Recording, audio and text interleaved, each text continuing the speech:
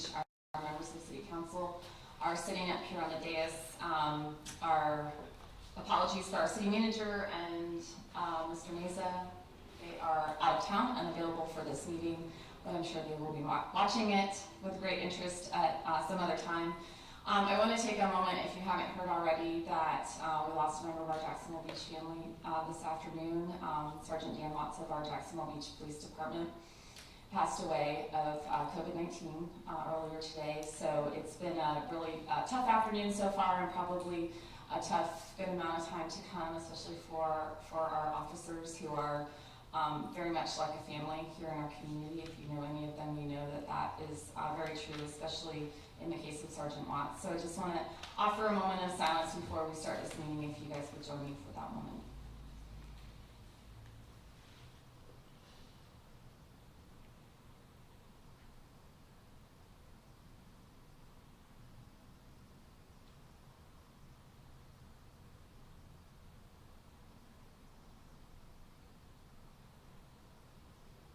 Thank you so much. Please keep our police department and the Watts family in your thoughts and prayers as we move forward. Moving on, we have the Beach Marine Project is up tonight for a workshop and citizen input and questions. So we are excited to hear what representatives and the property owner have to present to us. And I believe we also have our planning director and senior planner here to answer any questions as well on behalf of the city. We did have an earlier meeting on Adventure Landing. It went very well, and we had a very good back and forth discussion. So I hope that we have the same today. So I'll go ahead and turn it over to you, Tia. So my name's T.R. Hainline. I'm with Rogers Towers, a Jacksonville law firm, and I represent Windward Marina Group. We appreciate the council and you all for being here tonight and for setting up this public workshop. I do want to introduce the people who are here from the relatively new owners. They purchased Beach Marine in January of 2020. The Windward Marina Group. Stephen Johansen is here. He's the founder and CEO of the Windward Marina Group, and Carl Masters and Chris Simon are also both here. All three here from Windward Marina Group, and Stephen's going to speak after I do. So the first thing I want to say is, I know the notice said beach marine development as what this is about, but it's really about bigger topics. We have no rezoning application pending, no comprehensive plan amendment application pending, nothing pending at this time, so we're not here to advocate for some specific proposed development or something that's in a rezoning application. When Windward acquired this property, as it does whenever it acquires a marina, and again I'm going to let Stephen describe where they have marinas and what they do, but when Windward acquires it, it takes a big picture view at first and looks at everything around whatever asset it is that they acquire. And that's what we're going to talk about today, because what they saw when they took that big picture view is they looked at infrastructure surrounding Beach Marine. They looked at the lands that the former Beach Marine owners owned and that Windward now owns, which are extensive. They looked at the assets that are in the area, such as the boat ramp and other City of Jacksonville Beach properties there, the restaurant, the park that's at the end of 2nd Avenue North. And they really looked at all of those things together in starting to think about, okay, what can we do here at Beach Marine to, yes, improve this marina, but improve the community around it and improve the infrastructure and the public assets that are there. So that's what we're going to talk about, and I'm really just going to have 3 slides, and everything else I'm just going to tell you about, but we'd be happy to send you any information after this meeting. If you give me your contact information, we can send you stuff. So let's start with what everybody knows, and I assume everybody can hear me, and if you can't, just shout at me, but usually getting heard is not a problem with me. I grew up in the loudest house in America. So I'm showing you something that you all know, which is obviously here's the bridge over the Intercoastal. Here is Beach Marine. And we have 20th coming up, turning into 2nd Avenue North coming out. There's the Beach Marine and Windward ownership ends there in terms of this property. This Beach Marine proper. This, as you know, is a small city park. You know the restaurant here, which sits on city-owned property. By the way, forgive my back. Sorry, okay. This is the restaurant is there. It's on City of Jacksonville Beach owned property, and it's leased by the City of Jacksonville Beach to the current operators. Obviously, beyond that, you have the boat ramp, which is owned and run by the City of Jacksonville. And there's actually, this line right here is the current right-of-way of 2nd Avenue North. There's a little strip of property just to the north of that that's owned by City of Jacksonville Beach. All of this here is owned by Windward, was owned by the prior Beach Marine owners and is now owned by Windward. What that property consists of is definitely some marsh for sure, but there are also some upland islands there. There is an existing spoil site here. Most of that property shows on the City of Jacksonville Beach comprehensive plan as conservation protected. There is about a 10-acre area of property over here where I'm pointing to that is also owned by Windward and which shows in the City of Jacksonville Beach comprehensive plan as low-density residential. And yes, much of it is marsh, but there are also some uplands. You can clearly see from these maps where there are some upland areas, and that includes this area here that, again, this property is all in conservation protected. This area over here, about 10 acres, is in low-density residential. You know, because you live here, that as you approach the boat ramp, you have to take a pretty sharp turn there at 20th and 2nd Avenue North. Not easy to negotiate, particularly if you have a big boat trailer on the back. And then as you drive out 2nd Avenue North, that road is challenged. It's challenged in times of high tide, in times of a bunch of rain, and when both happen, it's for sure enough underwater. So 2nd Avenue North is a problem road, and that certainly was noticed by Windward when it came in and acquired. It's 2nd Avenue North does provide access to that land north of the Marina Basin that is owned by Windward, but also obviously 2nd Avenue North provides access to the boat ramp, to the restaurant, and to the little city park that is there. So, so that kind of gives you the lay of the land, and let's talk about some of the concepts that Windward has in mind in terms of redeveloping Beach Marine and what to do with the issues in this area. So I'm going to go to this next map and start talking about this. So one of the first things that we want to talk about is Windward would love to see, hopes to see, and is going to work very hard to see everything in the green go to being a preserve, to being a park. And there have been some conversations with Private interest groups, that is conservation groups that acquire, preserve, and maintain conservation lands.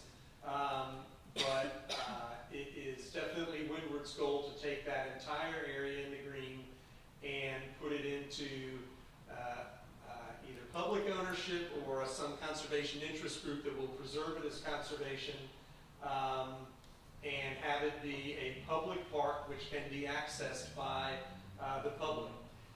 You'll notice that it includes all those lands that are shown in your comprehensive plan as conservation protected, but it also includes that 10 acres or so over here that has some uplands and that is owned by Windward and is in the low-density residential comprehensive plan category. So that would also be part of this park and public ownership. Of course, we've talked about the problems in 2nd Avenue North, so what Windward did is had some engineers do some preliminary work and as to how 2nd Avenue North can be improved and upgraded to what it needs to be to serve not only the boat ramp, but the restaurant and the City of Jacksonville Beach Park that is there. And so it had that preliminary engineering done. And what you see in the red there would be an improved 2nd Avenue North.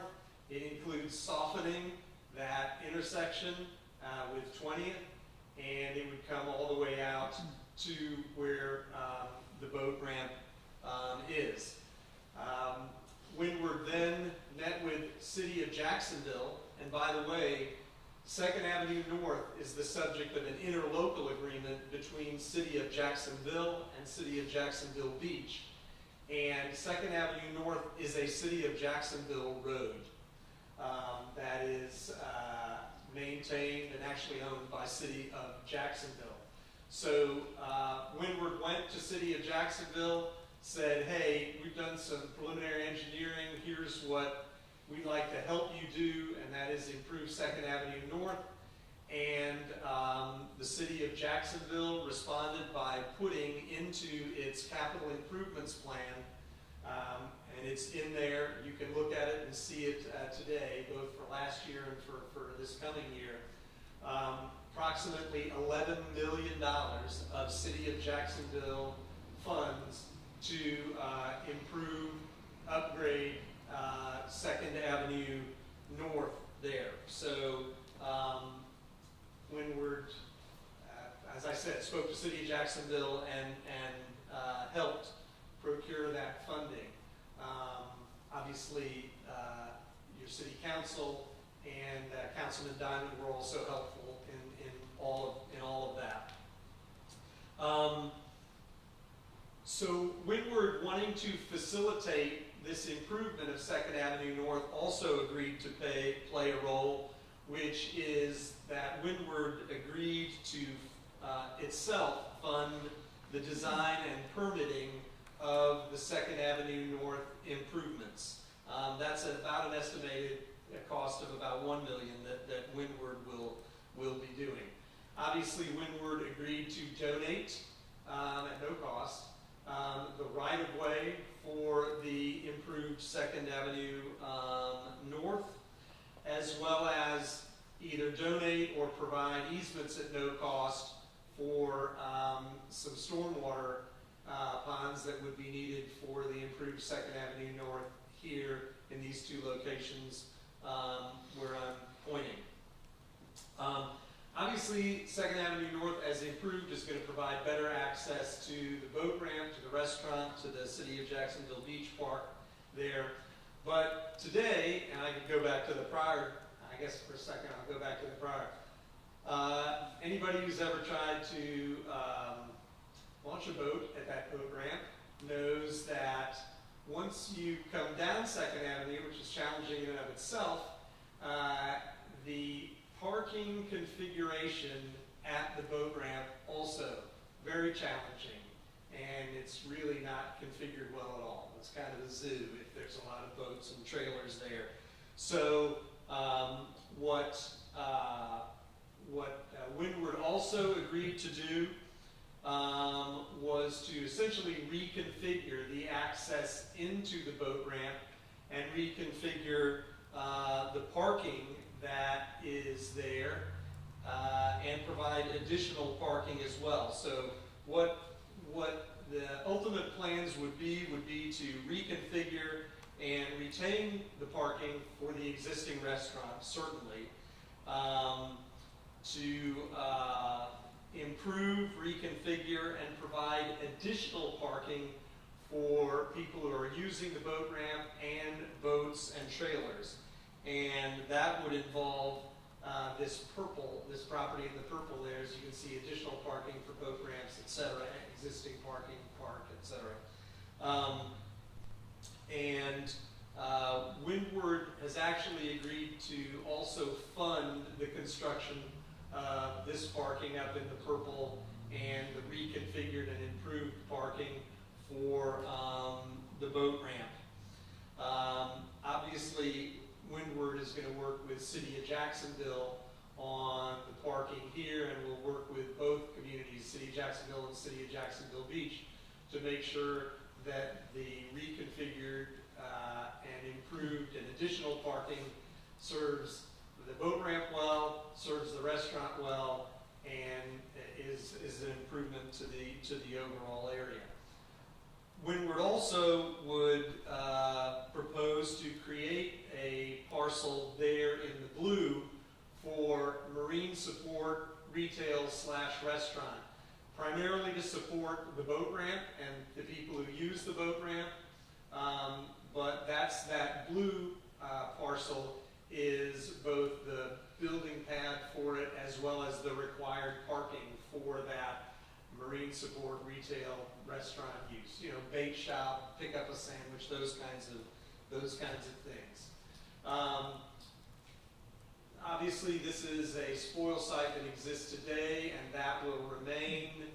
And that is kind of what Windward has in mind for the improvements. But I do want to talk about that will require, none of these have been filed, we wouldn't anticipate these coming up until early next year. That would require some comprehensive plan amendments and zoning applications. And so let me just touch briefly on what those would be. Again, those won't be filed probably till early next year. So obviously the first thing that we would propose happen is this property, this 10.3 acres roughly that is currently in low density residential. There'd be an application to put that in conservation protected so that the people who live on the west side of 19th and who currently enjoy nice views, that would always be preserved right there. It'd be part of the overall park. As I said, Windward would donate the right-of-way for the Second Avenue North improvements, and that right-of-way may need to be placed into that would depend upon the City of Jacksonville Beach Planning Department and their determinations, but that right-of-way may need to be put into some kind of public category or recreation category or something, but that would be part of it. That red, by the way, let me go to a different map. This is the map I should have gone to a couple minutes ago, but this shows the changes in the comprehensive plan categories. So that crosshatched area there, that's that 10 acres that would go from low density residential, which is what it's in today, to conservation protected. This kind of brick-like cross-hatching, that's all public right-of-way or easements over retention ponds. So that would all go into some either recreation or public comprehensive plan category, or it might be able to stay in conservation, but that's up to you all, up to the City of Jacksonville Beach and its planning department. The land, there are some lands that would go from conservation, which is what they're in now, to a new, as we understand it, we've had very preliminary discussions with the City of Jacksonville Beach Planning Department, that one way would be to create a new category of marina slash mixed use.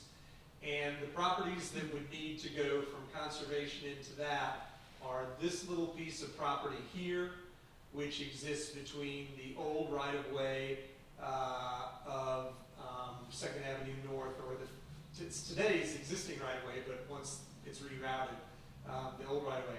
So that piece of property there would go into a marina mixed use, where the boat ramp, additional parking, and existing restaurant parking, and parking for the preserve itself, which would also go in here, that would all go in, theoretically, that marina mixed use land use category, as would the parcel for those marine-related commercial restaurant uses on that little parcel there.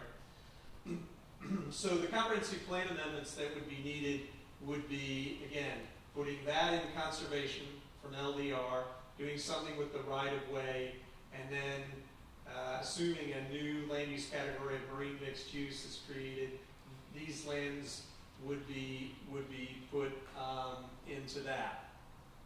At the same time as that all happens, Beach Marine would seek an amendment to its planned unit development zoning at Beach Marine, and anything that they would want to accomplish in a redevelopment, for example, of these lands, would be included in that amendment or revision to the existing Beach Marine planned unit development.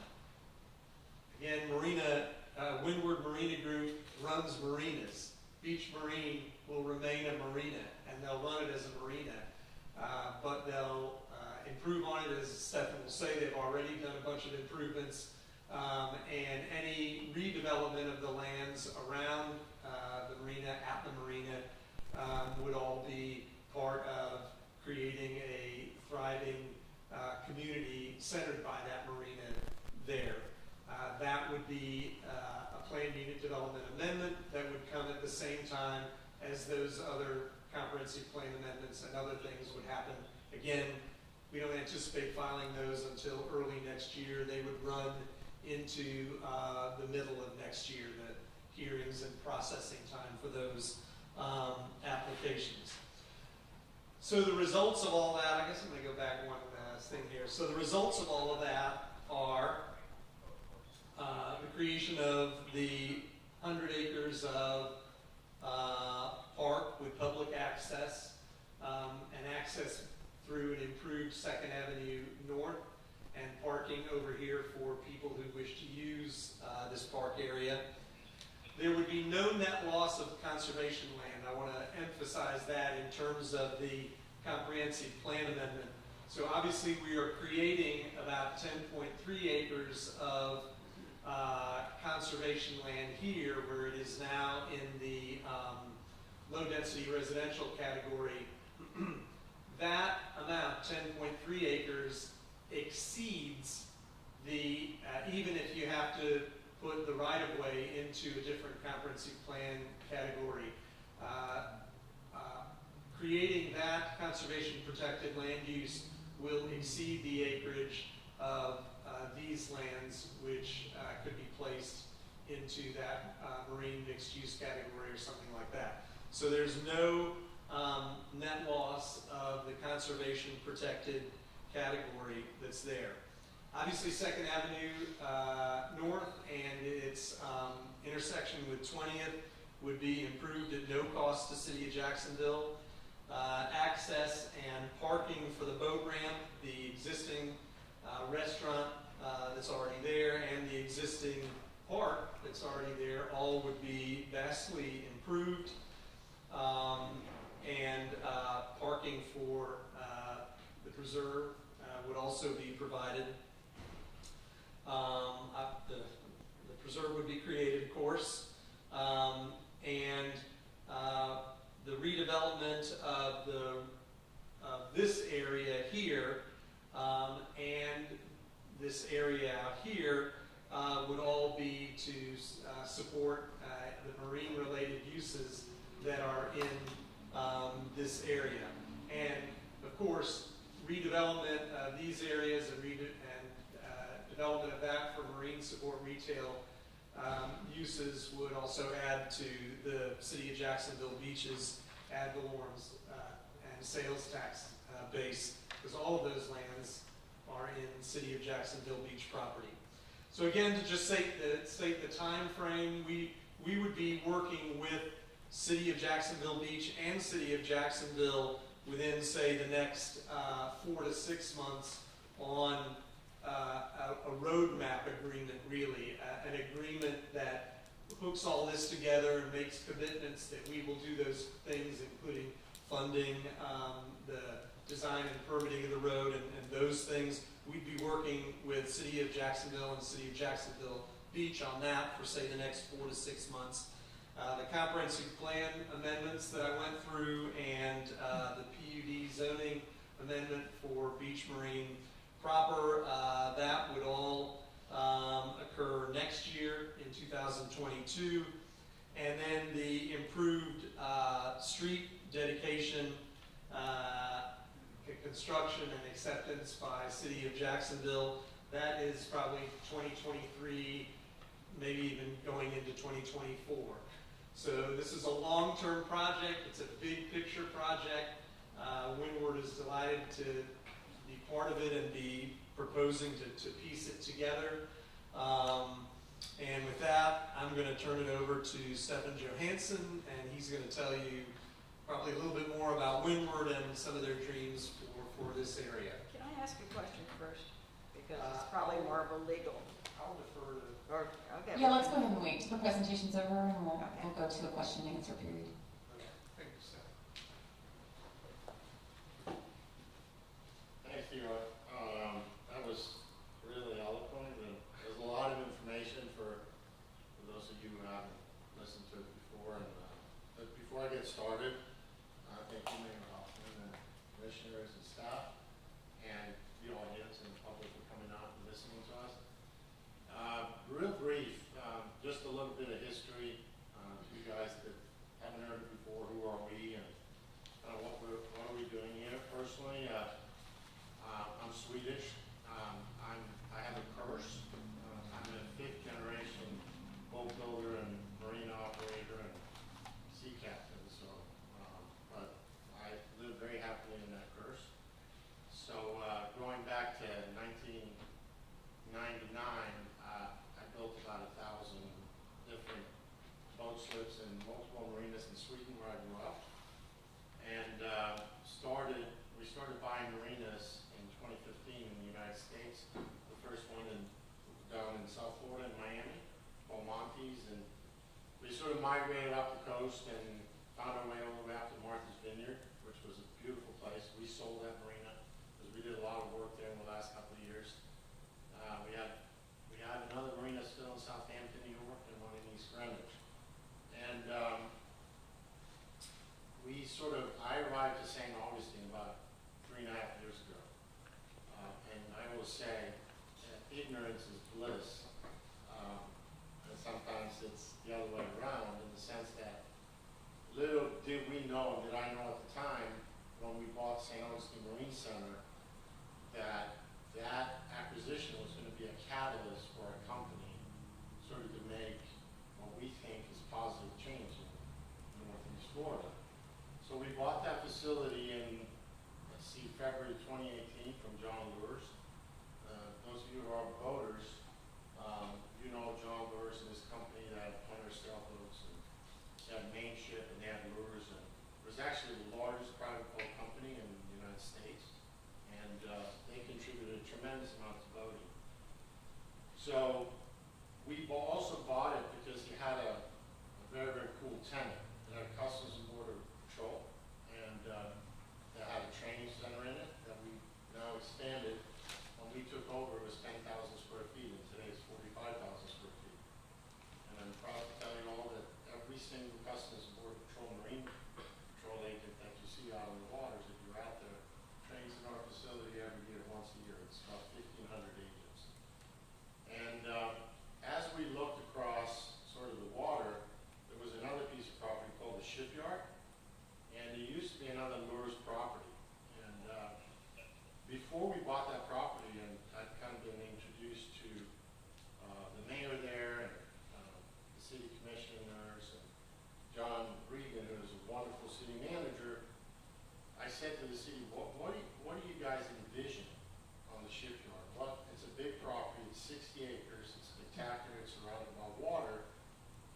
we spent some time, spent about a year listening to the neighbors, listening to the commission, and the people that pretty much run the city, and everybody said, wow, wouldn't it be incredible if we built a town here? I said, a town? We're in the marina business. So I'm gonna back up a little bit, and maybe some of you guys in the audience are familiar with Seaside and Watercolor and Rosemary Beach and now this beach. So those are sort of the first catalysts for new urbanism in the United States that dating back to the early 80s. And I was very, very fortunate to be part of that. My dad was an architect, and very early on, we were part of the original development of Seaside together with Andres Swanee and Robert Davis. And so you could say that I've been sort of influenced by my grandfathers, but also very much so in an architectural way. And so what we're doing today at the Shipyard a couple of years later is we worked very close with the city and residents, and we're building what I would call a walkable marina village that's centered around our boat yard. We have a lot of local grown businesses that are expanding there. I'm not very fond of franchises, no pun intended, but when you go to St. Augustine, it's very unique. And I just love Coca-Colas and Toy Outfitters and local grown businesses coming out into that community. To do what we do is a big responsibility, and after we had closed on the Shipyard and sort of got that on track and we've done a tremendous amount of improvements, we were introduced to this property. And that was our acquisition number 3 in this area. And even before we closed, I had the opportunity to sit down with the then mayor, Congressman Rutherford, who was very instrumental in helping us with Customs and Border Patrol. And we sat down here, somewhere in this building, about 2.5 years ago, and I asked the commission and I asked the mayor, this is a big property, and it hasn't had any tender love and care for about 25 years. It's not just about the marina itself, it's about much, much, much bigger picture. You have a boat ramp, you have conservation land, you have a road that's underwater. And so, sort of in a selfish way, you could say, well, we're just going to focus on the marina. But we have the land, and we have to do something responsibly with it. There are not a lot of boat ramps. We're all big boaters. We love I have 4 children, they're all boaters. They're international sailors, right? So we're very passionate about what we do, and we said, so I went back to the commission again, and the mayor said, look, the first thing you see when you come across that bridge is you guys. So you better do something nice. And I said, well, we're going to try to do something really nice, but there's some things we can't change. And so the first thing we did, and TR, you alluded to it, and for you guys that live there, it's been a heavy lift, and it doesn't look like we've done a lot, but we've done a lot. We dredged out 50,000 cubic yards out of that basin, and that benefits not just us, but also the boat ramp, because everyone fuels off of that boat ramp.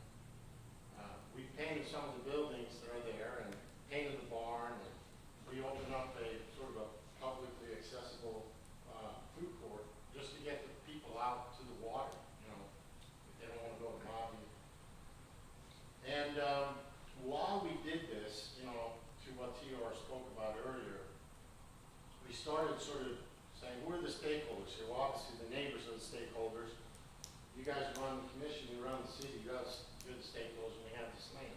And there had been previous discussions between the city of Jacksonville Beach and the previous owner about buying this property. So we're open people. We said, do you guys want to buy it? And they said, no, not really, but we want a solution. We want to be able to improve Second Avenue. We want to have access to the ramp. The parking is a disaster. Half of the time that road's completely flooded. And so, okay, we got to start with the city of Jacksonville, like TR eloquently described. We said, they own that road. So if we're going to do something in a much bigger overlay, we have to start with the road. And very, very fortunate, like TR said, I'm repeating some things. There's like $11 million sitting in the bank now that's available for this road, which I think is going to benefit everyone. And you guys might ask yourself, well, why do we care, right? It's technically something that it could compete with us because it's a public boat ramp, but it's really about the entire initiative and an overlay. And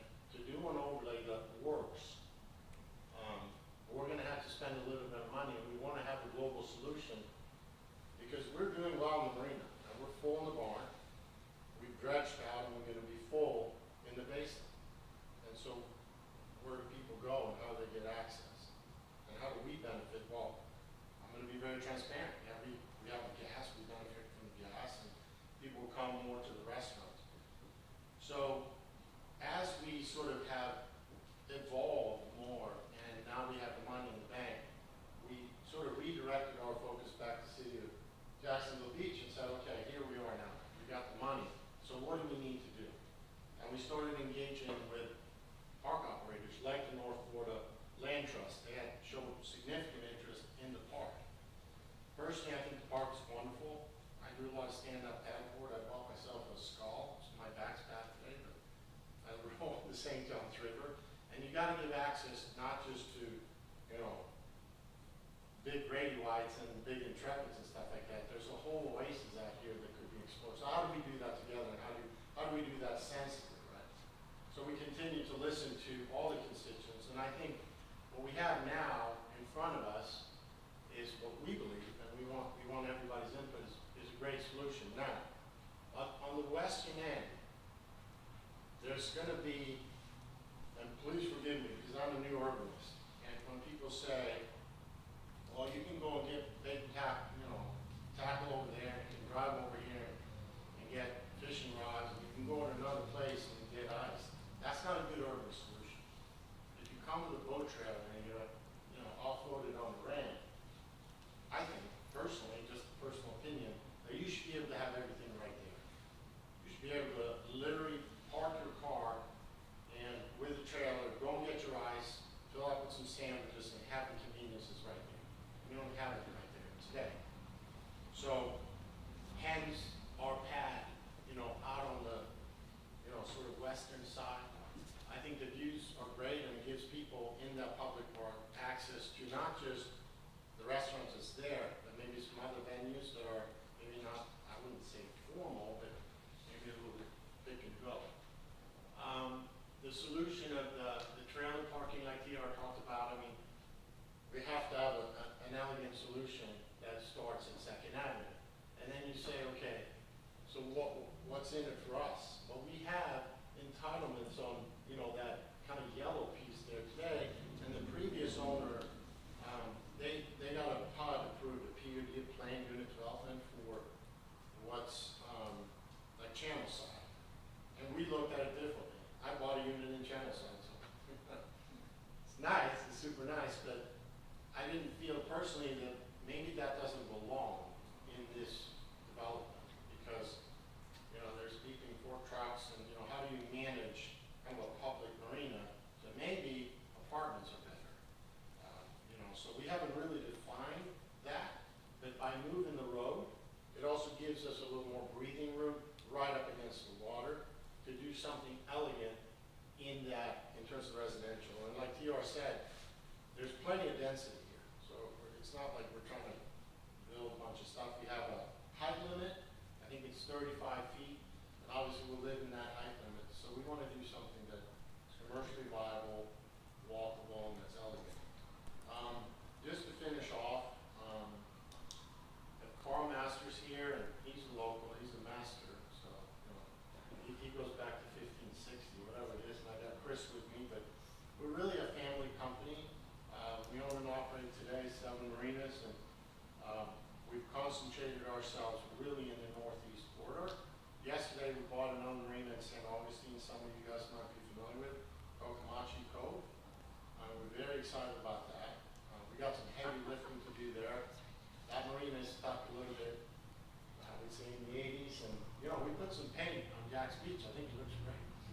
But we're very passionate about what we do, but we're also very respectful, and we want to listen to you all with your questions. And we're really excited. We're cautiously optimistic that we can ultimately find a solution that works for everybody. So, Chris or Carl, anything that I forgot or we should add? Or hit the nail on the head there.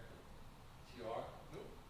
So, I guess we can open the floor. Thank you, Mr. Johansen. I did neglect to recognize the fact that we have members of our planning commission here, so thank you all, and I think probably a few others watching. So they're here to attend and see this presentation and ask any questions as they'd like to.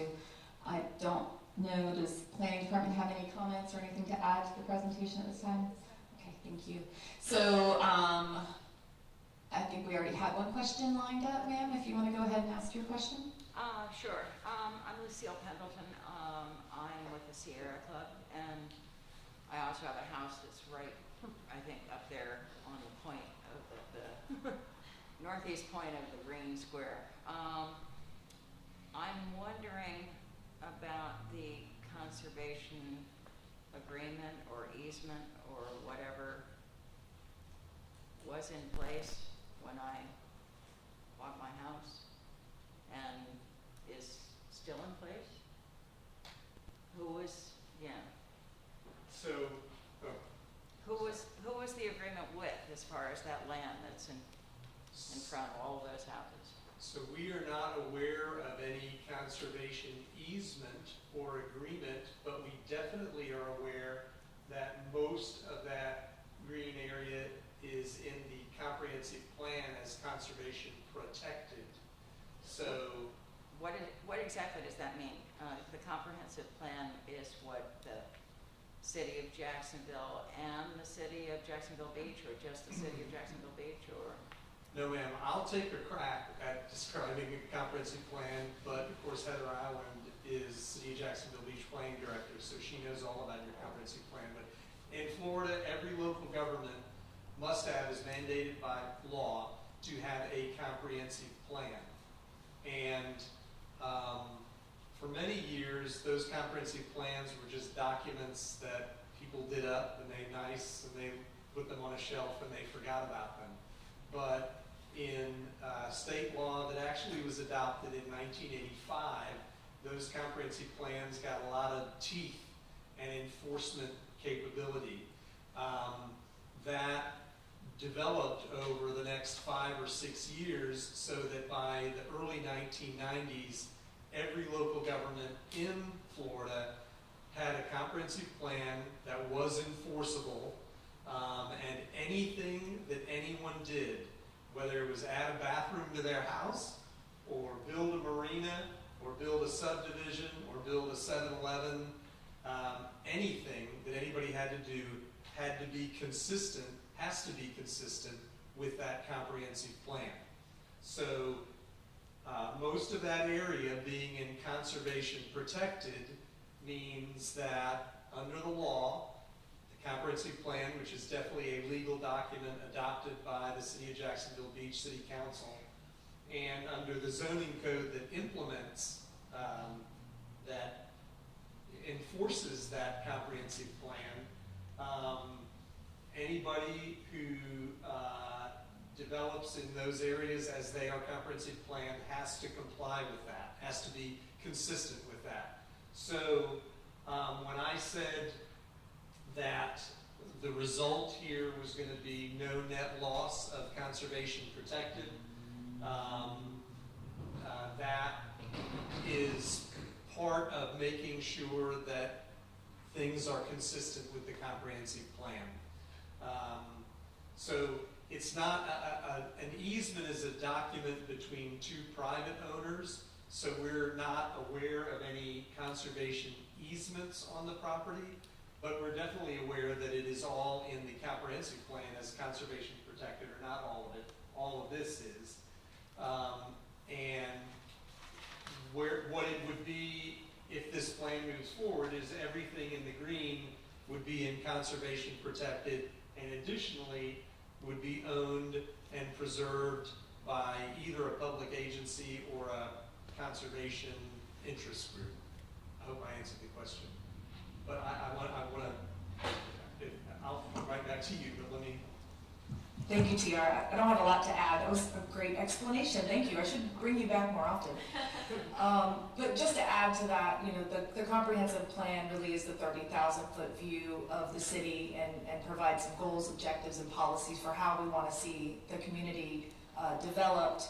I think the conservation easement that you might be referring to is on the property immediately north of this where it is a designated bird sanctuary, and it starts basically where the top of that green line ends. So that, I think, might be what you're talking to. It goes all the way to the northern city boundary, I believe. Which avenue would that be approximately? I'm not sure. I'd have to look it up. It might be 9th Avenue. It's literally just on the very top of that map is designated as a bird sanctuary. So I think that might be what you're referring to. Okay. The other thing is you mentioned the North Florida Land Trust, and I was wondering who you're talking to over there, because we work very closely with them, and we would like to partner with them in these ongoing discussions to make sure that we're. So the conversations with them have been very preliminary. If they wish to take this around, we'd love to continue talking with them. There are other groups that do the same thing, but we have had some preliminary conversations with them, but don't have any written agreements with them or anything like that. And so there certainly are other public agencies and conservation interest groups that could take the land and preserve it and maintain it as a public park. Yeah, I think, Chris, why don't you shed a little bit of light on kind of what happened pre-COVID? I mean, we did get pretty far down the road with them. It had to do with their internal funding. They had a couple other projects in the hopper. The COVID hit, and what's her name? Is it Rebecca or Yeah. the girl that we deal with? Yeah, Rebecca. Rebecca. I don't know if you guys know Rebecca, but We'll figure out who she is. Yeah. It's Rebecca Selling. There's a woman. Yeah, excuse me, I just have to be A woman somewhere very at eager 6:30, to- so could I ask very quickly, I heard you mention in passing something about 35 feet high and apartments. Does this mean that you are able to put apartments in this little area by the street, right there along that little yellow line you showed? And if so, how many? Okay, so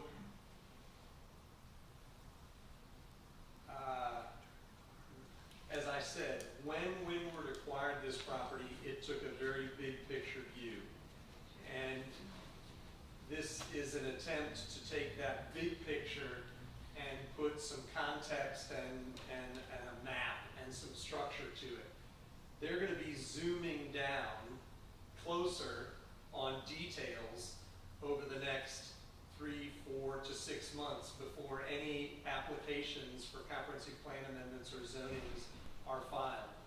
So there really is no answer to your question at this point in time, but what I will say is the existing planned unit development zoning for beach marine permits some number of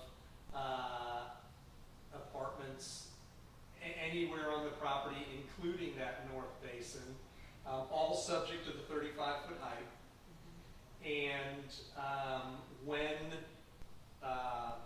Windward is zooming in more closely, at some point, certainly in advance of filing any applications, we'd be happy to have another community meeting like this early next year. They will be able to say, okay, here's what we have in mind. Maybe some multifamily here, and they would have in mind some number of units. We literally don't know that now. We talked this afternoon, and there's just no number because they haven't looked at that. They first wanted to look at the bigger picture issue of this 100 acres of 2nd Avenue North and everything that goes with it. So at some point, as we focus in on the redevelopment of the Marina Basin proper, we'll be able to answer that question. But certainly nothing would exceed the 35-foot height, and it'll be a density that's consistent with the existing commercial comprehensive plan category that's on most of that property today. And do you know what that is? The density? The density, Yes, do you know what that is? William, what is the? Oh, permitted under the comp plan? Yeah. A lot. Like 600 Well, no, like what units. is it per acre? What is it per acre? I believe it's 40 per acre when you blend it together, because more is permitted on some of it and less is permitted on some 40 units per acre? Well, How many acres? within a are we certain- But looking at? that includes more that includes all the acreage included in the marina basin, so it includes water, so the calculation is complicated. It's a lot more than we could ever build. Right. Yeah. We wouldn't be asking for any more units than are currently allowed by the comprehensive plan on the marina basin, And if I may just say one other thing, so when we bought the property, there was a permitted hotel and townhouses. And we looked at it and said, we don't want a hotel, and we don't want 4,000 square foot townhouses. There's gotta be a better way of doing it. And so we don't know yet, but we pretty much are sure that we don't wanna build a hotel and townhouses there. I think it's worth noting that without this approval, you can still build those apartments. So I just want Correct. you to be clear. Thank you for That's that. a good point. Yes. I understand that.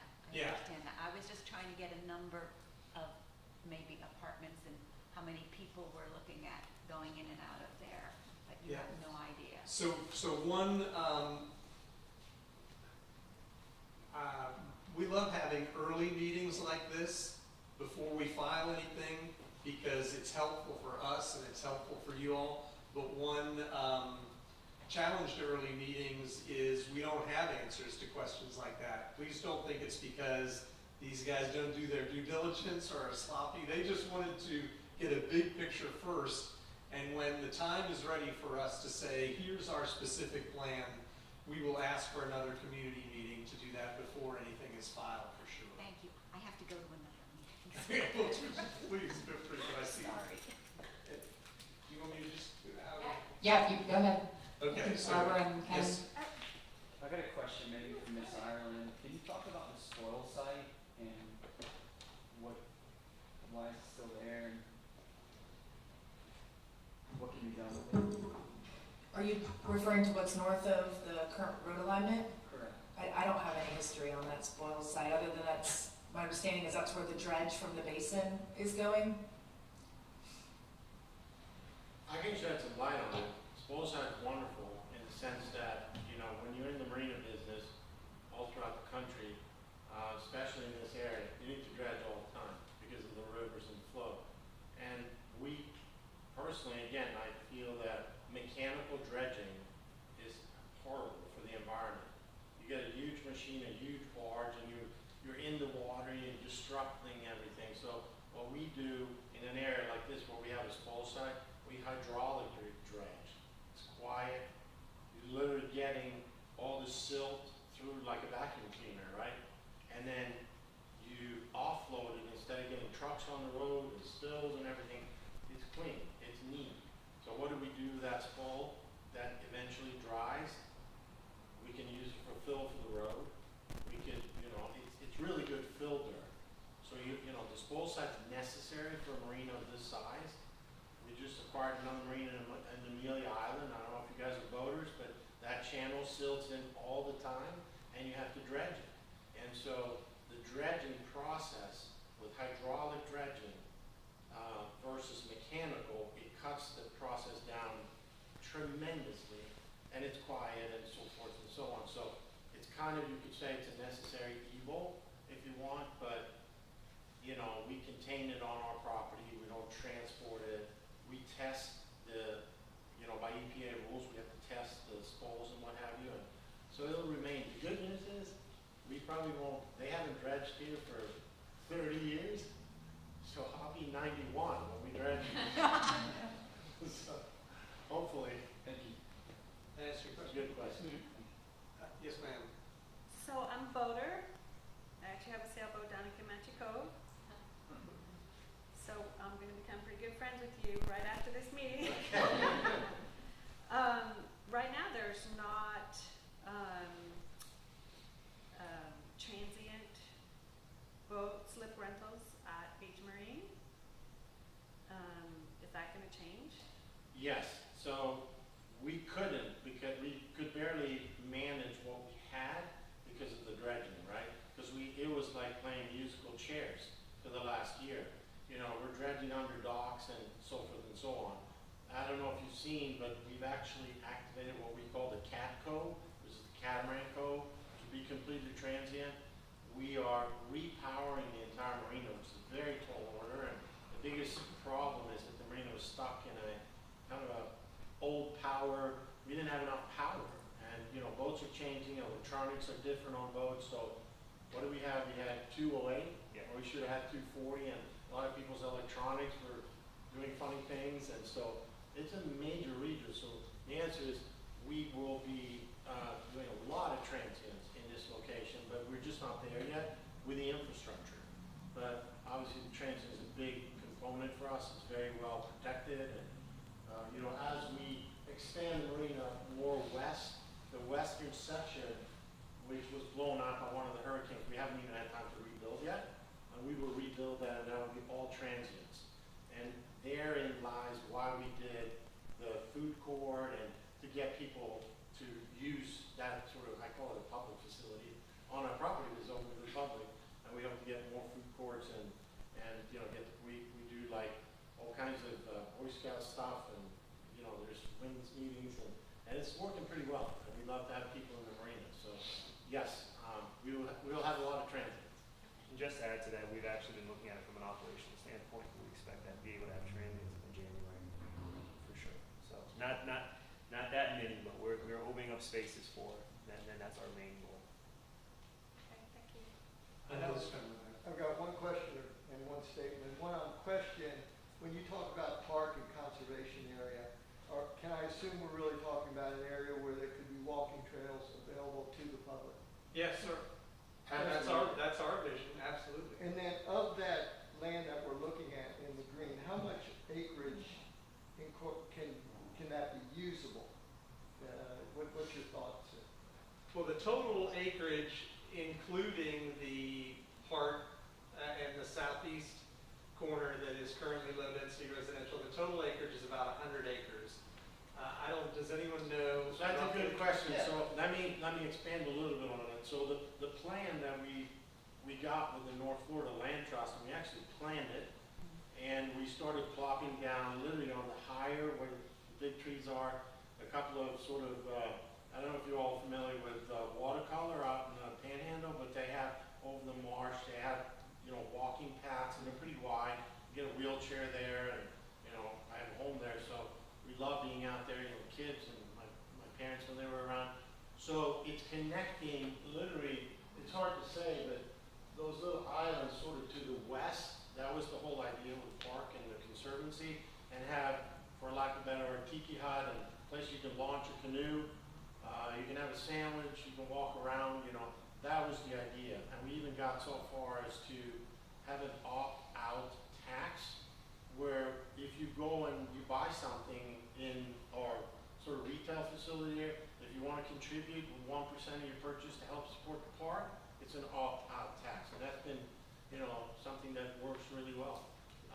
So yes, the answer is we love to have kayaks and paddle boards and things like that, and you know, but it will be way on the western side, because you can't really do it on the eastern side, if that makes sense, because Yeah, it's like, it's really wet. yeah, it's really, Yeah. there's some nice channels that you can actually navigate on a paddleboard, You but can do it'll that be on the already. western portion.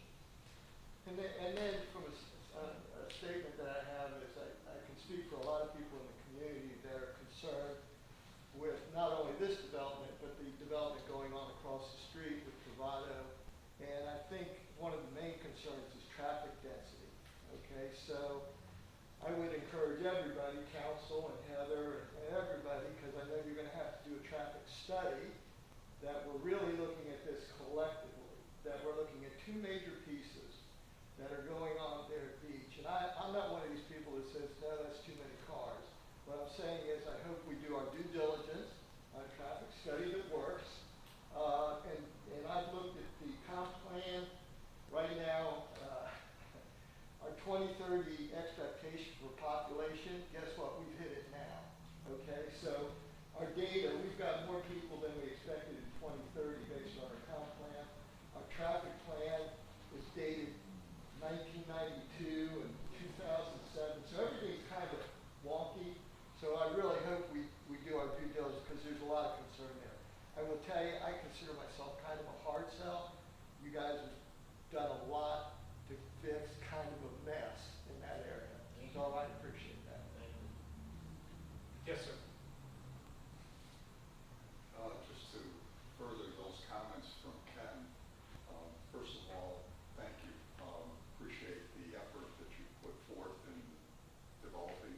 as someone that goes out there on a regular basis, the issues that we have with parking, with the restaurant, with the boat dock, with the small park that's there, the flooding of the street and so forth, this is gonna make a significant improvement to really make that area much more viable than what it really is today. The one concern I just have is that as you come to Second Avenue North off of 20th Street, who's taking care of the improvements from Second Avenue North back to Beach? Because with all the additional traffic that's going to be generated on that street, right now it's really not wide enough for the traffic that goes down there.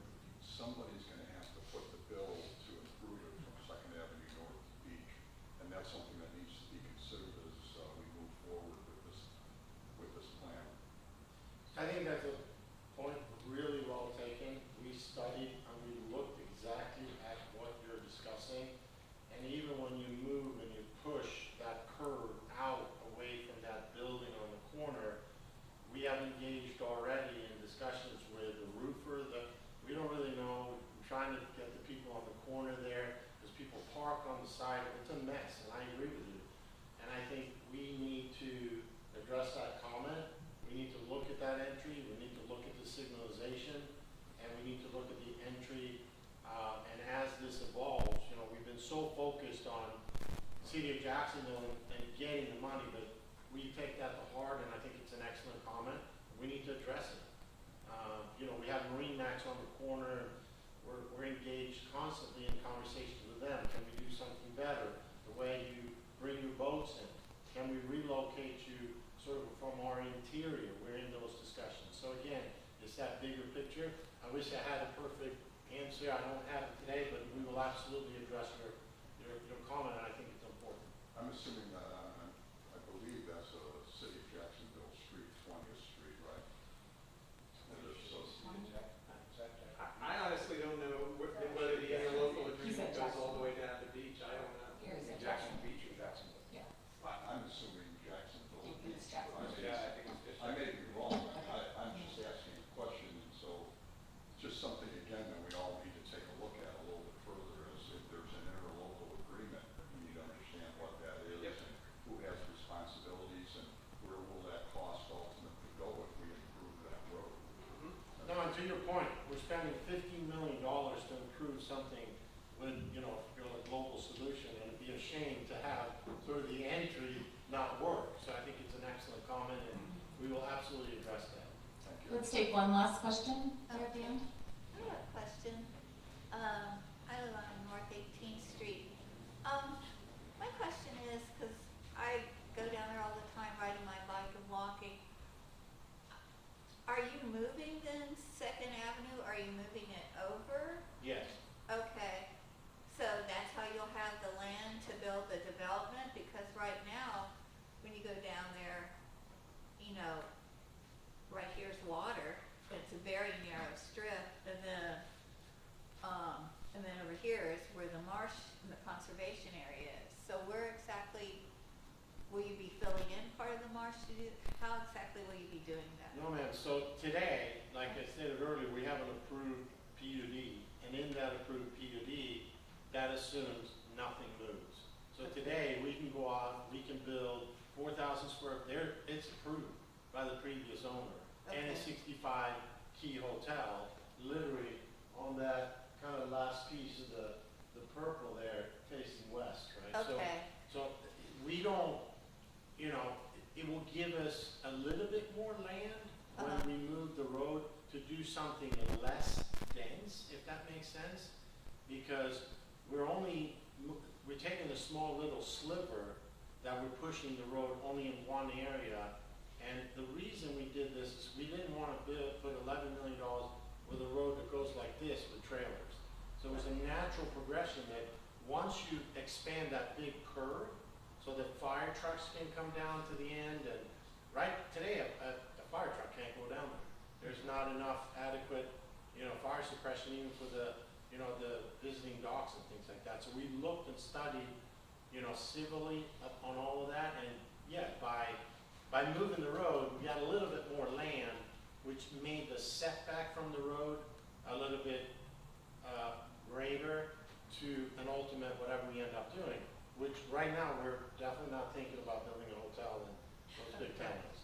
And then, how will you solve the flooding problem then of the road? Are you building it up? Great question. So we are part of the American Flood Coalition, and again, defaulting back to the Shipyard, every single thing, St. Augustine is known for flooding. So our first criteria at St. Augustine building our town, we are doing every single structure out of the not 100-year floodplain, but the 500-year floodplain. This road will be out of the 500-year floodplain. There's no sense in spending $15 million to have a road that's going to even flood in a 500-year flood. So yes, we are. That road will come up what, to +9 probably, which will then, and it's probably what, +2 today. So it's going to be higher, but we still have the entire tree canopy. We got a lot of big trees there that's going to cover, and so yeah, we will have to re-mitigate some of that wetlands, fill some, and then create some new runoff, right? And so you do have a little bit of sliver of additional land that we get. This depicts that, for this is a very big picture. Right. Depiction of that sliver right there. Right. So the road had to be moved up to make the curve softer, and yeah, we do get an additional sliver that's shown right there.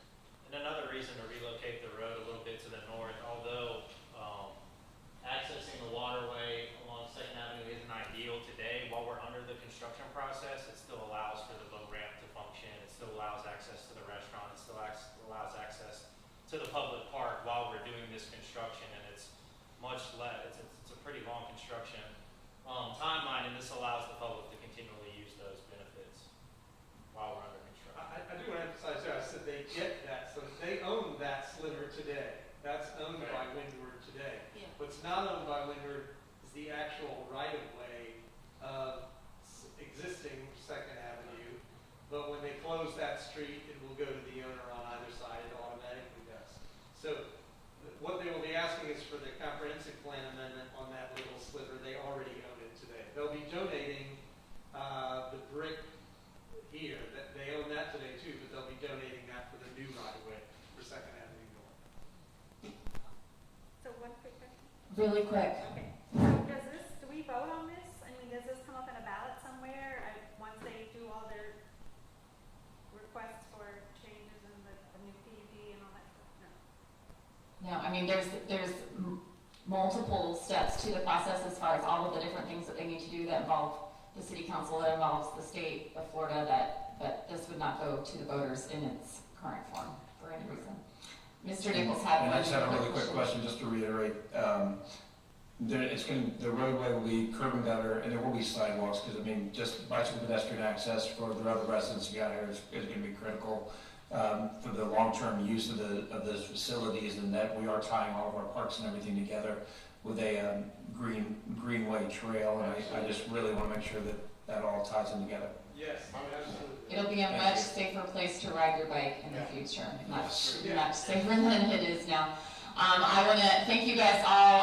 If we didn't get to all of your questions, I'm sure you guys wouldn't mind hanging out for a couple of minutes, but appreciate all of your time and taking time to present this to us.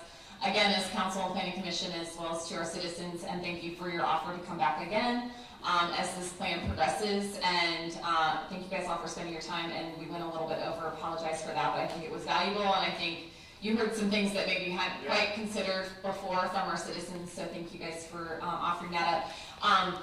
I would say, just for the appreciation of our staff here, if you guys do want to hang out and ask and answer some more questions, maybe just start gradually working towards the door down the hall so they can start turning off lights and locking things behind you. So thank you guys, be safe and have a great evening.